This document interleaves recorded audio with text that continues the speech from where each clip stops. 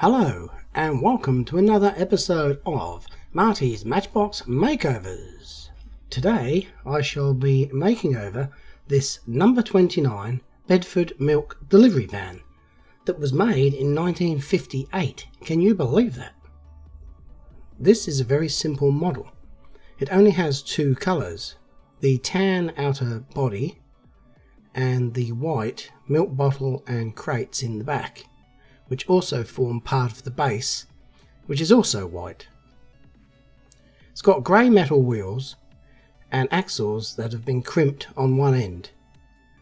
It's held together by one rivet and a small tab at the back of the base that goes into a slot of the body. So this should take me just a couple of minutes to pull apart. So as I said, there's just the one rivet there, and I select a suitable drill to take off just the outer rim of that post. Some people call them rivets, other people call them posts. So take off the outer rim of that rivet post, and I'm only removing the barest minimum amount of metal there, just so I can prise the bottom off. Here you can see those bottles and crates and the base are all one piece. It's very simple, this model, and I think that's what I find appealing about it. Now, to remove the wheels, I'm going to try something different.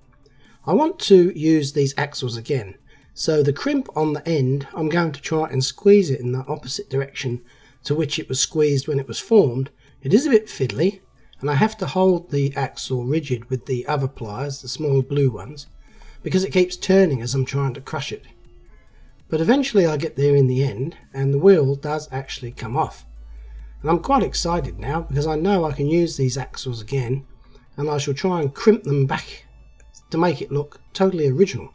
Now, before I strip the paint off, I want to try and match the paint and make up a little batch so that I've got some paint ready to spray paint it when the time comes. So I'm using these two Mr. Hobby colours. The Radome is nearly a close match, just out of the pot, but I'm going to add a little bit of the flesh colour to try and make it match as best as I possibly can. I mean, I needn't bother because the difference is only a shade or two, but since I've got the paint handy, I might as well give it my best shot. So after I've mixed the paint up, I just dab a few patches on the top of the roof there with a cotton bud and check it out to see if it matches. I did actually go away and use a hairdryer to dry that first splodge. A lot of people say, oh, paint dries darker, but to my eye I couldn't really see any difference after I dried it with the hairdryer. So that could be a little bit of a myth, I'm not sure. Probably true about large surfaces like walls and ceilings in houses, but on a little scale model like this, I don't think it makes that much difference. So I was adding this flesh colour in drops, one drop then another, and the change was so slow I ended up just slopping some in there, and then I reached a point that I thought that's close enough for me.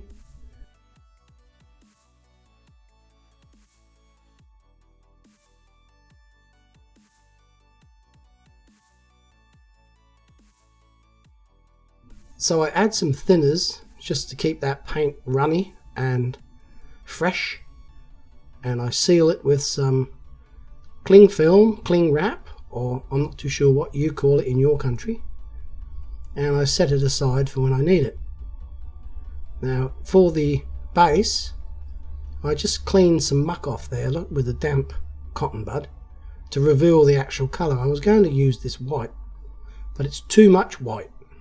As you can see, the original is a little bit dull, so I'm just going to dumb it down with a drop or two of black. So having done that, I can now go ahead and remove the old paint. Today, for something different, I'm going to try the caustic soda trick again. I've used it a couple of times, but I reckon it's a bit sketchy. Sometimes I've had some real disasters with glass bowls exploding on my kitchen bench.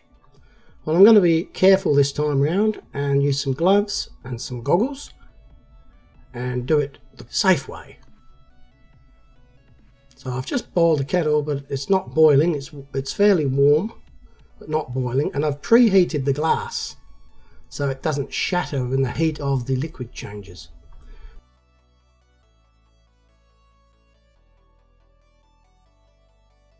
Now I put 1 dessert spoonful in there, and there's a little bit of bubbling but nothing much, and then oh, that was most unexpected. There was no reaction, and then there was nothing but reaction, and it spilled out the top there all over the kitchen bench and all over that towel. Luckily I had the towel there to absorb the caustic solution.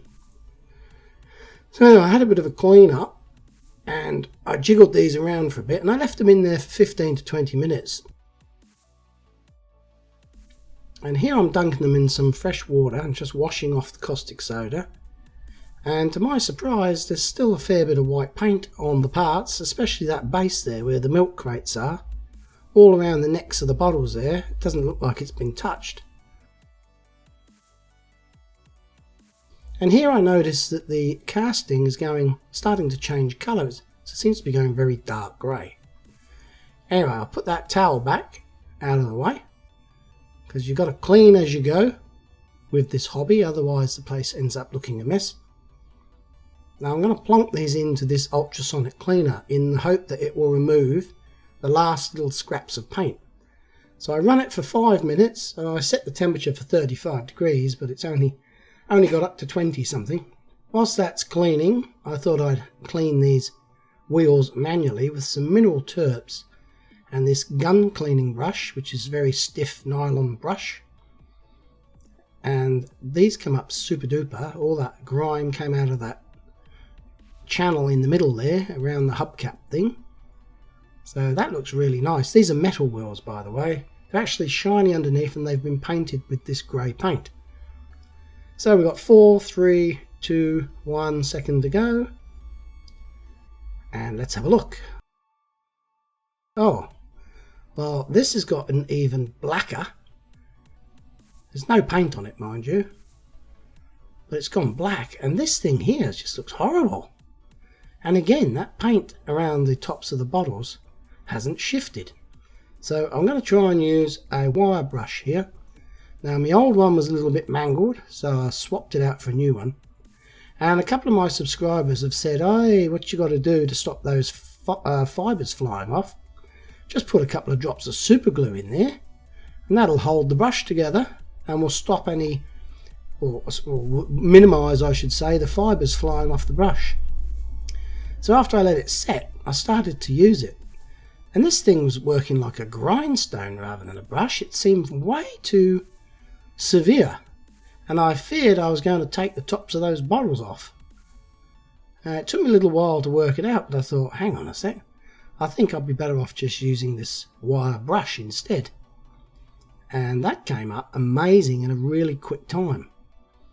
It was a little bit tricky getting that hole at the back there, like a step up I think, for the driver to reach in and grab the crates out without doing his back. And here I'm just doing the body with the same brush, and all that black has come off almost instantly, which is great.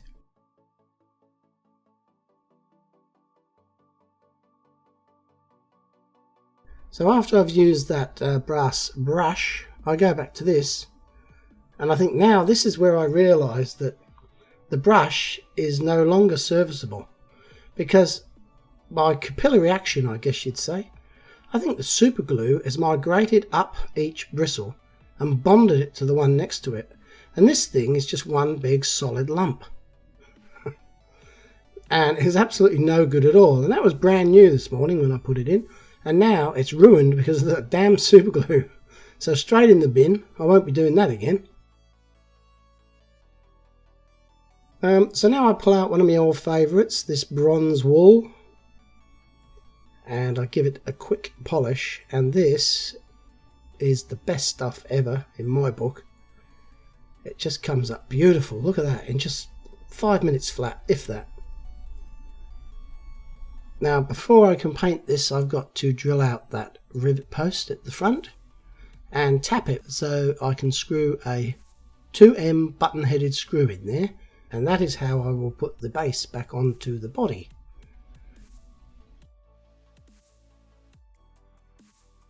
So that's the hole drilled, and now I can cut the thread.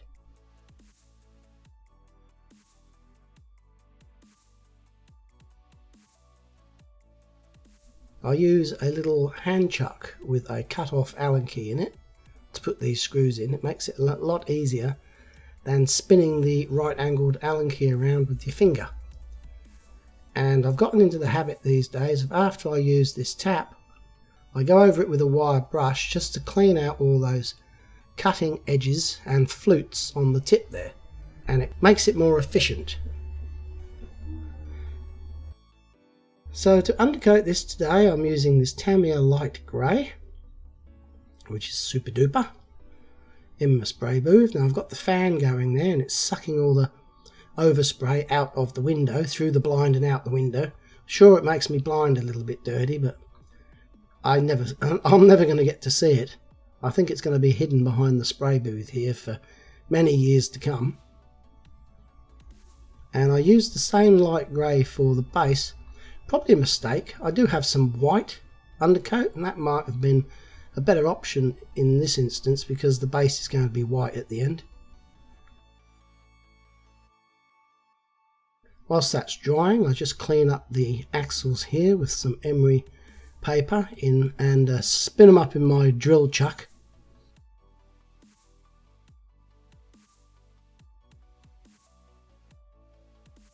And I'm quite amazed. First time ever I've noticed, well, the first time today I've noticed how huge those mushroomed ends on that axle are. They're so much bigger than normal. So they must have been this size in the olden days when Matchbox were first starting out, and then they shrunk them down later on. So here's some close-ups of the undercoated van. You can see the details of the grille there with the lights and the doors. It's a very basic model.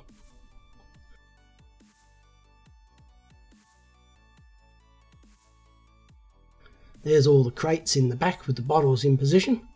12 bottles per crate. So I'm really looking forward to getting this on the road, because Kevin's out of prison, by the way. He was exonerated because turns out it was a case of mistaken identity.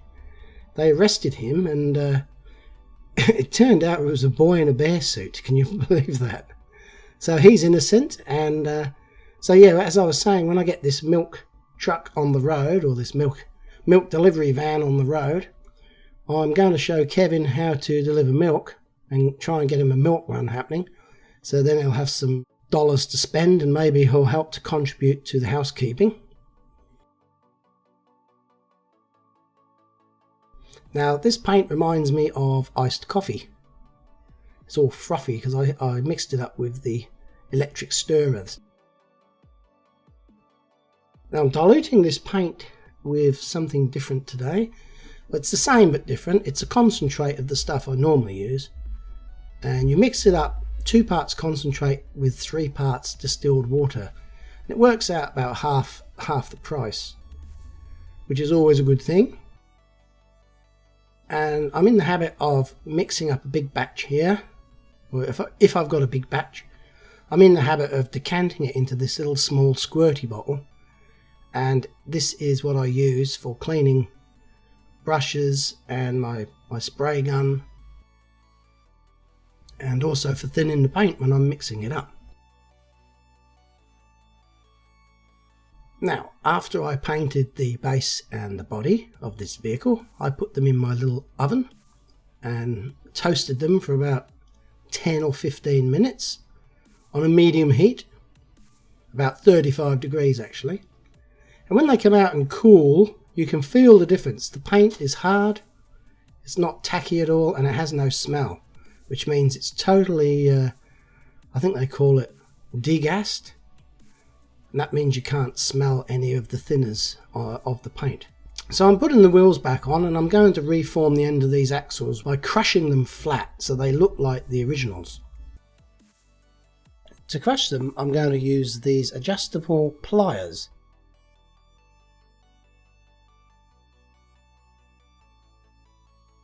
I'm going to apply a little bit of heat first with my miniature gas blowtorch, and then when this is red hot, before it gets time to cool, I'm going to put it into the model. Oh, it's a bit hot to hold, you have to be quick with this. Burning, burning, burning. I put it in, I'm scared to touch it, the end. And whilst it's still hot, the metal axle is a little bit softer than normal, and I found that when I use these vice clamps, or mole grips as some people call them, and I've modified them so they've got no grooves in the end, they're flat jaws or smooth jaws, it ends up looking like this, where the end is crushed and holds the wheel on. Now it doesn't look brilliant at the moment, but I'm going to dress it up with a little sanding wheel and a file, and you'll see at the end that they turn out not too bad. So I did the first one, and now I've done the rear one. I actually give that one a second bite because that wheel was slightly loose, and I get it a little bit better and a little bit closer to the wheel. And then here, without cutting my thumb off, I very gently use this flat grinding wheel, grinding disc you probably call it, and I just take those burrs off the end and try and neaten it up a bit. So here's the base, painted with the wheels in place and the reformed axles. I'm happy with that. Now it's a simple case of putting the base and the body together. So I just remove that button-headed screw, put the tab in the slot at the back and put the screw back in, and pretty much the job's done. All that's left to do now is to add some silver details to the grille and headlights, and this thing will be ready for the road.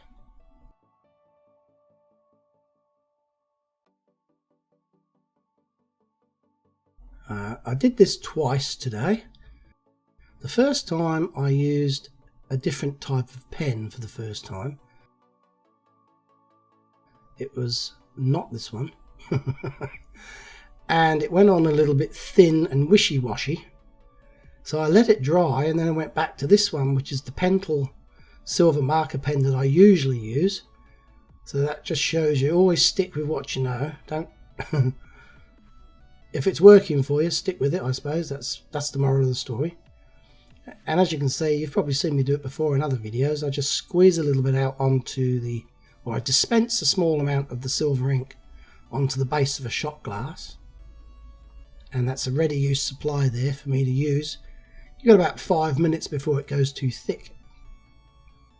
So here's a reminder of what this little model, the number 29 Bedford milk delivery van, looked like. And this is what it looks like now. Now, I know it's a simple little makeover. Reason being partly is because I've been really pushed for time this week. But you know what? Sometimes these simple makeovers can be the hardest.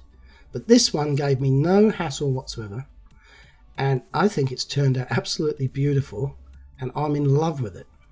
It is such a cute little model. It's one of the Matchbox classics. And I'm just proud to have it in my collection.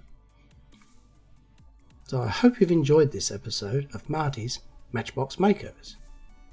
So now it's time for me and Kevin to hit the road and start delivering some milk and making some money.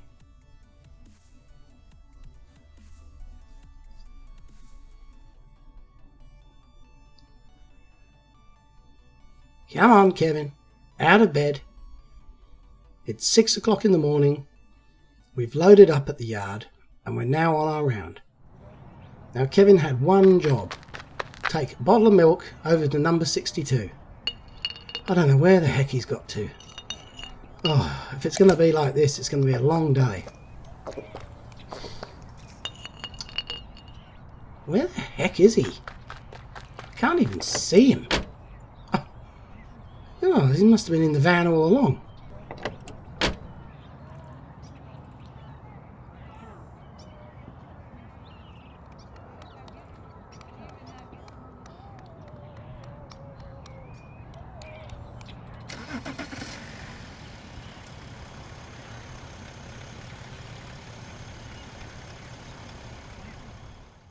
Thanks for watching. Goodbye.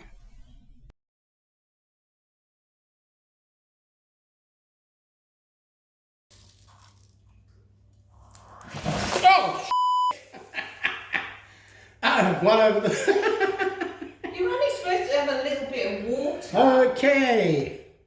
That seemed to work well. Holy crap. Good job I got the towel down. Julie's towel. Ow. You see that? It's freaking solid, look.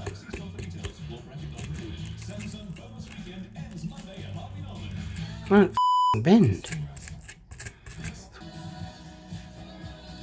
Ow, that is bloody hot.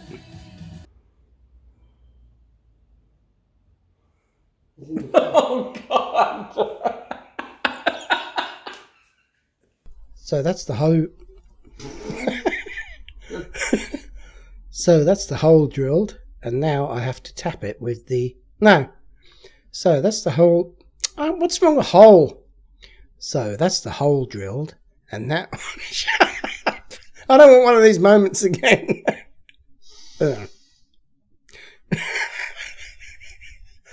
Oh God. So that I'm not doing anything. No, let's go. Right.